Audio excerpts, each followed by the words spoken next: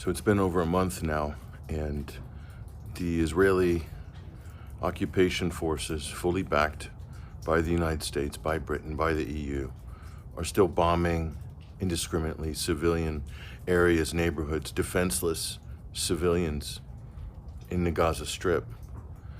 And there's still people in the West, funny enough, still arguing against a ceasefire. They're saying that if we have a ceasefire, it's going to be dangerous. So in other words, they're saying to Israel, keep bombing those civilians. They flattened northern Gaza. They've killed over 10, 12, 13,000. How many thousands still missing under the rubble? How many children? How many women?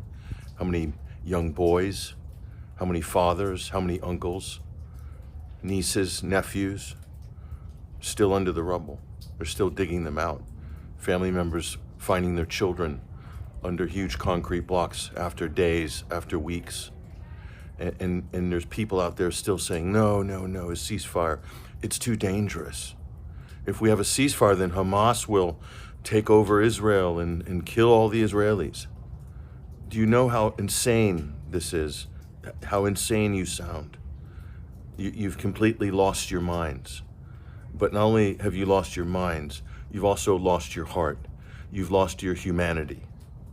You've lost your ability to discern what's right and what's wrong, common sense.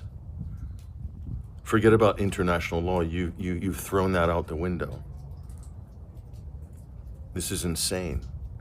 So how many, again, we have to ask the question, how many thousands of innocent Palestinians will have to die before you've satiated your appetite for death and destruction, for seeing dead Palestinian families? And it's all to get Hamas. And Israel says, and the US say, and the British say, and the EU says, well, Hamas is using the Palestinians in Gaza as human shields.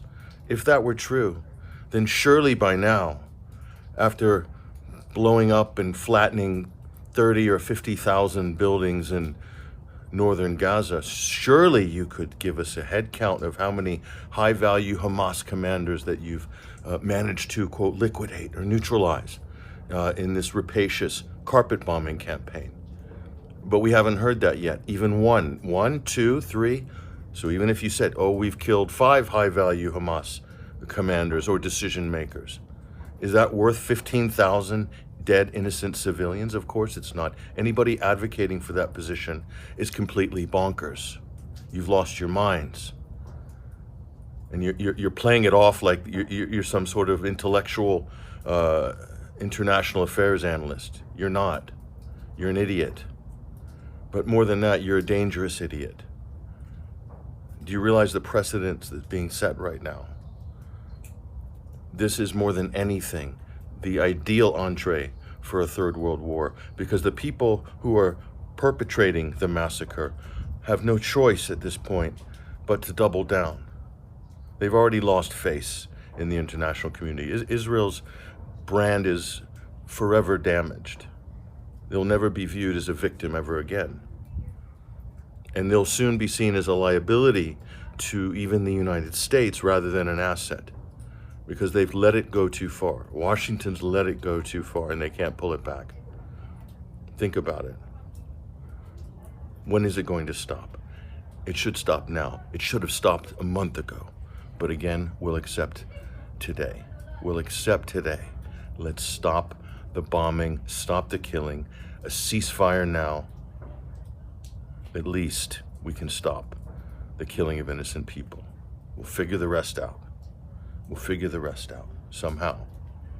But if you can't agree that the mass murder that's going on right now with a modern military against people that are just stuck in a giant concentration camp, administered and subjugated by an occupying Israeli force, if you can't agree that that needs to stop now, then what are you doing? You're not fooling anybody. You're only fooling yourself.